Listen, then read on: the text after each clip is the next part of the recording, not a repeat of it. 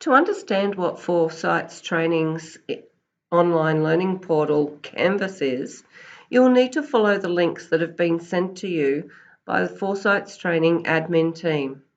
Within the emails and course information that you've been sent, there would have been a link to the Foresight's Training Instructor Canvas website link. In there, you'll put your email address and the password. And don't forget, if you ever forget your password, you can just reset it by clicking on Forgot Password. Once you click on Login, it will take you into the course that you're set up for. It will automatically appear on the dashboard. And if that doesn't occur, then make sure you give the Foresight's Training admin team a call. Sometimes there might be a few glitches with the setup, so it doesn't hurt to give them a call and they'll be able to correct that over the phone with you. Your courses may look different to the ones that I have here on my screen, simply because you will only ever see the courses that you're enrolled in. However, there are a whole bunch of different courses that we have on offer through our Canvas online learning platform. Let's go through the dashboard in the next part.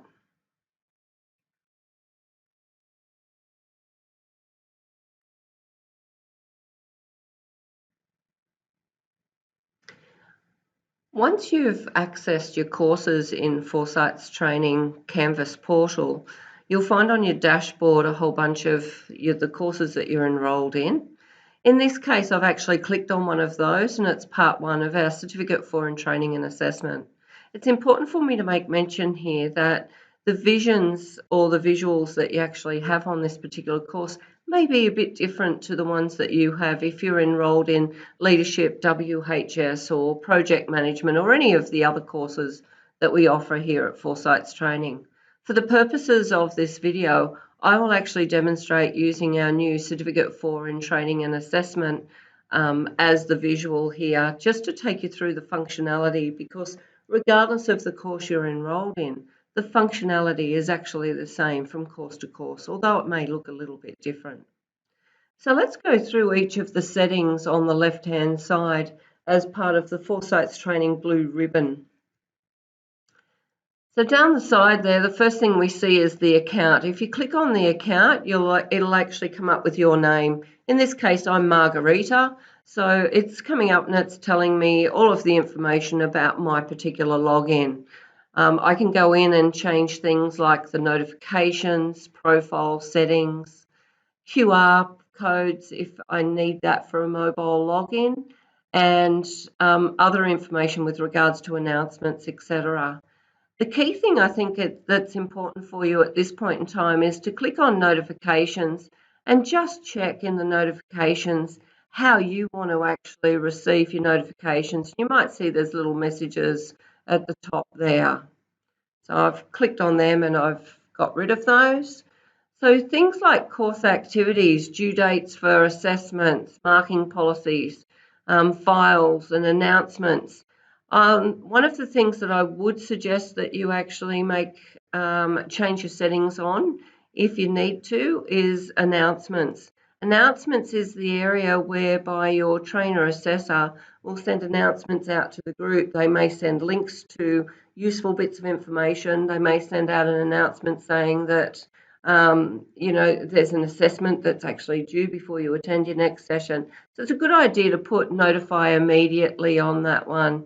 So that's what that little green bell means. You can see Margarita has actually turned off her notifications for files and course content because she just doesn't want to be notified every single time something comes out about that. Marking policies, she's getting a weekly summary on, although I'd probably change that one by just clicking on notifications off on that one. And due dates, you don't tend to have due dates for your assessments, but you will get little reminders, as I said, through the announcements part. Invitations, so that's invitations to new courses. Marking, you can see that she's also made note there to notify immediately when marking has been done on any of her assessments. So there's a few things there that you can change the settings on. By all means, you can see if you hover over it, it gives you the various options. Your profile, you can go through and add a photo in there if you like and change your biography and any kind of links if you choose to. They're really the two aspects in your account settings that you really need to be aware of. If you then click on the dashboard, as I mentioned before, it will actually give you notifications of any new courses that you've been added to. So I can see here Margarita's been asked to add a bunch of new courses there. So we're just going to click on, and you won't have access to those courses until such time as you actually click on accept. But once you've accepted it once, that's the only time that you need to do that, and that course will then appear directly on your dashboard. So as I'm clicking on accept, all of these courses are now appearing on Margarita's dashboard. Now, like I said, in this case, Margarita's one of our test cases. So she's been enrolled in all courses, so there's quite a lot on her dashboard, as you can see there. But just remember, you won't have as much on your dashboard and the imagery may look quite different. If you click on courses, it will also give you a rundown of all the courses that you're involved in, again, or enrolled in. Margarita is our test student, so there's a long list there. You won't have as many as that. Your calendar will actually show you any kind of due dates on assessments, although we don't tend to set those. And it also may give you information with regards to upcoming sessions and whatnot. Your inbox is whereby you can communicate with other people within your course and potentially with your trainer, although we do make mention here that when you send your trainer inbox messages, because they are training every day, they will only review those inbox messages on days that are allocated for marking. So you may not get an immediate response, and it's important for me to make mention of that. Your history will show any kind of areas that you've been into, so where you might have gone in and submitted an assessment, etc., etc. Margarita hasn't done too much here by the look of things.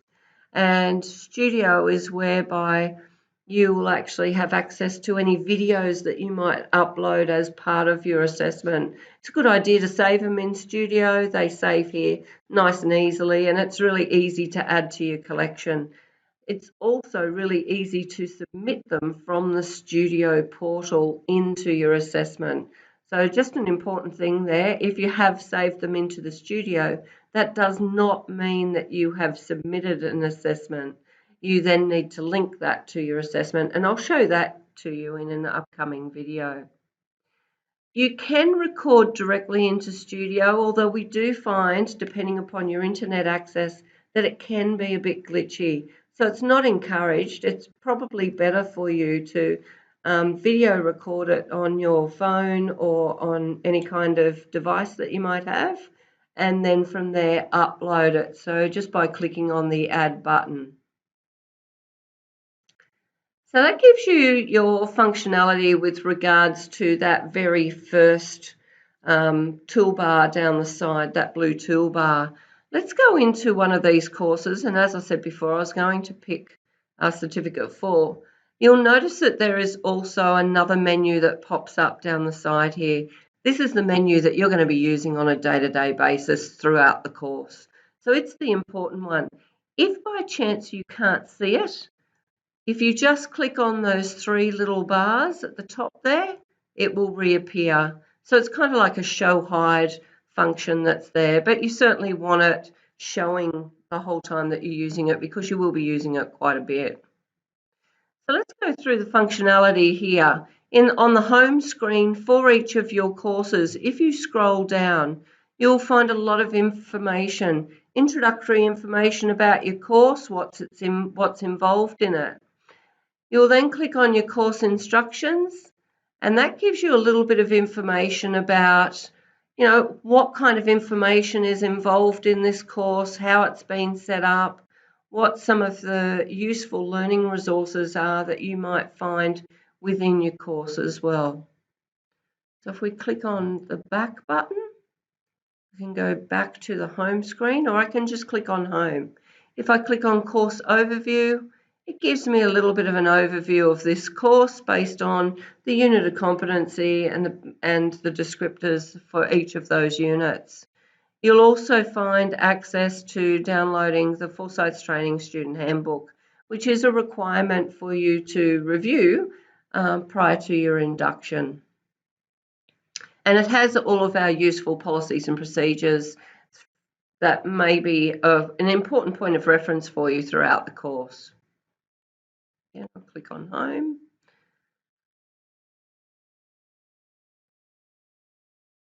The next one is our assessment information. So assessment information really gives you a little bit of a summary about what's required for the assessments. Again, another link to the student assessment area. And there is also some links to student support, which may be useful for you throughout your course. And also the Canvas instructions page, which is kind of a bit like an FAQ if you're familiar with that. Again, we go home. Student support links are in there for you, so nice and easy to find. If you do need to contact student support, we have a range of different options here at Forsyths Training. All you've got to do is give our team a call or use the links and go straight to our website, and you'll be able to book an appointment, a one-on-one with student support, by using that link that's in the pop-up that will appear based on the link here. And if we go home again, I find the most useful tab out of all of these is your Canvas instructions. It is, like I said before, a bit of an FAQ if you're familiar with frequently asked questions, because we address each of the things that people really need to have a bit of an understanding of before they move into the course. So things like how to split screen. If you haven't got two screens that you're using, you may find it useful to follow those instructions. And all you need to do is to just click on that little drop down there, and there's a good visual there with some explanations on how to actually split screen. Watch a YouTube instruction video on how to split screen, so there's even also a video for you to do that with as well if you're not sure. Once you've learned how to do it, you'll find it really useful. Resetting your password, how do I upload a submission against an assessment task? And again, if we do a drop down there, there's some good instructions and some visuals there for you. Later on in this video, I'm actually going to take you through that as well. How do I upload a video submission? Again, there's some great visuals there that show you the quick 5 steps for uploading a video for assessment. In some of our courses, your assessor does need to see you perform tasks, so you are required to provide a video if you're not able to be observed directly by your assessor during the training. Why are annotations not appearing on your document? I'm going to go through that a little bit later in this video as well. So, and how to navigate Canvas, I'm taking you through that now. Uploading multiple videos, what file size, what kinds of media can be uploaded. And really importantly, there is also a Canvas app. So if you go into your app store on your various devices, you can download an app. It's called Canvas Student. And all you need to do is to click on that. Once you've created your login here in Canvas, you actually will be able to activate it then in the app. What that means is you'll get real-time notifications. So when those announcements pop up or when an assessment has been marked, you'll be able to look straight at your phone or any other kind of mobile device, and you'll be able to see real-time that feedback that you're getting back from your assessor. And I didn't find the answer I was looking for. How do I go and get more help? And obviously contacting our amazing team at Forsyths Training, and you'll be able to get some assistance there. So just remember that FAQ area or Canvas instructions area is actually there to assist you as well. So going back to the home screen. So that's given you a little bit of familiarity with regards to the home screen with those two content areas or taskbars that are down on the left-hand side. Hope that's been helpful. What we'll look at next is how to start preparing for some of those assessments and preparing for your course overall.